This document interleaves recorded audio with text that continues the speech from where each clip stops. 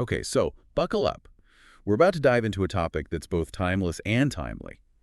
Loyalty. Specifically, how do we reconcile our loyalty to our nation with our deepest held beliefs, especially when the two seem to be at odds? It's a question that's challenged philosophers and theologians for centuries. Absolutely, and it's a question that's particularly relevant for Orthodox Christians. We're going to be exploring this through the lens of an excerpt from A Matter of Perspective 2 on loyalty to a disloyal nation. The author, he really grapples with this idea of what it means to be loyal to a nation that's maybe straying from values he holds dear as an Orthodox Christian. It's a fascinating and complex issue, and he uses some really interesting examples to illustrate his point. One that stood out to me was the story of St. Nicholas of Japan during the Russo-Japanese War. Oh, wow, yeah. That's a really powerful example. So for our listeners who might not be familiar, could you set the stage a bit? Sure. So imagine being a Japanese Orthodox Christian in the early 20th century. Your country is at war with Russia, another nation with deep Orthodox roots. You're caught in this incredibly difficult position, torn between your faith and your nation. It's like being stuck between a rock and a hard place. Yeah. So where does St. Nicholas come in? You'd think he'd be advocating for his fellow Orthodox Christians in Russia. You'd think so, right? But actually, St. Nicholas urged the Japanese Orthodox Christians to support their own government and their nation's war effort. Wait, really? Even though it meant potentially weakening another Orthodox nation. Exactly, and that's what makes his stance so thought-provoking. He wasn't saying that Japan was in the right, necessarily, or that Russia was in the wrong.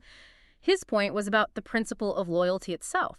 He believed that as citizens of Japan, their primary earthly loyalty was to their nation. So it was more about upholding a sense of civic duty Mm. within the framework of their faith, even when it felt counterintuitive. Precisely. And that's where I think the author of our source material really starts to dig into this dilemma. He gets that there's logic in St. Nicholas's advice, but he also wonders if maybe it put those Japanese Orthodox Christians in an impossible position. It makes you think, like, how far can a nation go before loyalty to it becomes almost like morally untenable? Where do you draw that line? That's the million-dollar question. And it's one that the author grapples with in relation to his own feelings about Canada. He talks about feeling like there's a disconnect between the Canada of his youth, a nation with a strong sense of shared history and values, and the Canada of today. He talks about it almost like a fading identity, right? Exactly. And it's that perceived shift in national identity that seems to be at the root of his struggle. He even poses the question, loyal to what? Like, if the values of your nation no longer resonate with your own deeply held beliefs, where does that leave you in terms of loyalty and obligation? That is such a powerful question. And he even points to some specific issues, right? Things like abortion, gay marriage, transgenderism issues where his interpretation of his faith clashes with the direction society seems to be heading. And he's very upfront about those being his personal sticking points. He acknowledges that for others, those lines in the sand might be drawn in very different places, and that's okay. It's not about saying one side is right or wrong. It's about recognizing that these are complex issues with real-world implications for people of faith trying to figure out how to live in the world as it is, not how they wish it would be. Exactly. And that's where his proposed response really fascinated me. He chooses to abstain from voting as his form of protest. It's a really interesting approach, right? Not necessarily one that everyone would agree with, but you can see the thought process behind it. He feels like by participating in the system, he'd be legitimizing policies he morally opposes. So he's stepping back from that one aspect of civic engagement. But it's not like he's completely withdrawing or becoming like this rebellious anti-government, Yeah. Not at all. He's very clear that he still fulfills his other civic duties, paying taxes, obeying the law, contributing to his community. He sees those as separate from his decision to abstain from voting. It's like he's trying to find this middle ground where he can live in accordance with his values without, like, completely disengaging from society. It's a really nuanced stance, and it makes you think about the different ways we can engage with our nation, even when we disagree with its direction. Absolutely. It challenges us to think critically about what it really means to be a good citizen. Is it about blindly following along, or is there room for dissent and questioning within the framework of patriotism? And if there is room for dissent, how do we go about expressing it in a way that's both true to our values and constructive rather than destructive? It's a balancing act for sure. And I think the author's comparison of modern-day Canada to pagan Japan really highlights that tension. Oh, yeah, tell me about that. That's where I really want to dig in, because it seems like he's drawing this parallel between two very different historical moments, and I'm not sure I fully grasp his point. Let's unpack it together. It's a comparison that raises some eyebrows, for sure. And it gets to the heart of his struggle with this whole idea of loyalty in a world where values seem to be constantly shifting. Yeah, because on the surface, it seems like a strange comparison. I mean, we're talking about a modern Western democracy and, well, ancient Japan. Right. But I think what he's getting at is this idea of a nation's like spiritual or moral compass. He seems to be suggesting there's a difference between a nation that just hasn't been exposed to certain ideas or values yet, and a nation that's knowingly, maybe even willfully, moving away from them. So it's like, in the case of ancient Japan, they just didn't know any better, so to speak. But in the case of modern-day Canada, the author feels like it's a more conscious rejection of certain values he holds dear. That's how I understand it, yeah. And it gets back to that question of like, at what point does a nation's direction become so fundamentally different from your own personal beliefs that the traditional idea of loyalty, blind loyalty maybe, becomes impossible to reconcile?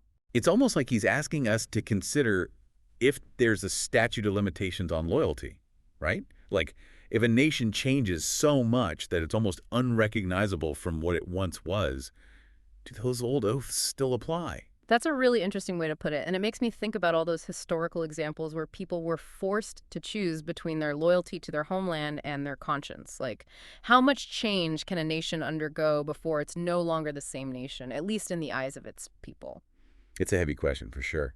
And I think the author even grapples with, like, what to do about it, right? Sure. He hints at more radical solutions, but then seems to pull back, almost like he's wrestling with the potential consequences of going too far. Yeah, I noticed that too. There's this tension there. Like, he's tempted by the idea of a clean break, a complete overhaul. But then he recognizes that really solves anything, does it? It usually just creates a whole new set of problems. It's that age-old dilemma, idealism versus pragmatism. Hmm. And in the end, I think he settles on a kind of quiet resistance, right? This decision to abstain from voting, to not participate in a system he feels he can no longer, in good conscience, support. It's a form of protest, but it's a very specific, very personal one. And it really highlights the fact that there are so many different ways to engage with your nation, with your government, even when you disagree with its direction. Absolutely. And I think it's important to remember that, like, not everyone has the same level of, like, risk tolerance when it comes to those kinds of choices. For some people, abstaining from voting might feel like a radical act, while for others, it might feel like the only option left to them. Exactly. It's about finding what feels authentic and true to you within your own context, your own circumstances. So to bring it back to this whole idea of loyalty, it sounds like what we're really talking about is a much more nuanced, much more personal kind of loyalty than just waving a flag or, blindly following the rules. For sure. It's about figuring out how to live in alignment with your values, even when those values clash with the world around you. And sometimes that means finding creative ways to dissent, to say, I disagree, without necessarily resorting to, like, revolution or violence. And sometimes it might even mean asking yourself some really tough questions about where your loyalties ultimately lie. Absolutely. It's a process, not a destination. Yeah. And I think the author's willingness to share his own struggle with these questions is a gift in itself. It reminds us that not alone in wrestling with these things. It's a very human struggle, isn't it? Trying to figure out how to be a good person, a good citizen, in a world that doesn't always make it easy to do the right thing. It is. And on that note, I think it's worth diving into the author's decision to abstain from voting a little bit deeper. It's a controversial topic, to be sure, but I think there is a lot we can learn from unpacking his reasoning and the implications of that choice. I'm all for it. It's one thing to talk about these ideas in the abstract, but seeing how they play out in someone's real life, those are the kinds of stories that really make us think. It's like he's saying, I can't, in good conscience, participate in a system that's actively promoting things I believe are harmful. But at the same time, he's not advocating for, like, anarchy or anything. Right, exactly. It's not about tearing down the system entirely. It's about finding a way to live within it, to be a part of society while staying true to your values. And that can be tricky. It's not always clear cut. There are going to be gray areas where, you have to weigh your options and make the best decision you can with the information you have. It takes a lot of courage to go against the grain like that, though.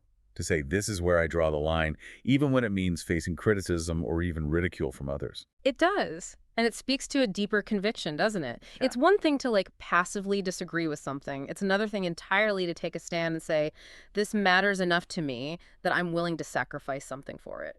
And in a way, isn't that what true loyalty is all about? Not just blind allegiance, but a willingness to challenge the status quo, Yeah. to speak up for what you believe is right, even when it's hard.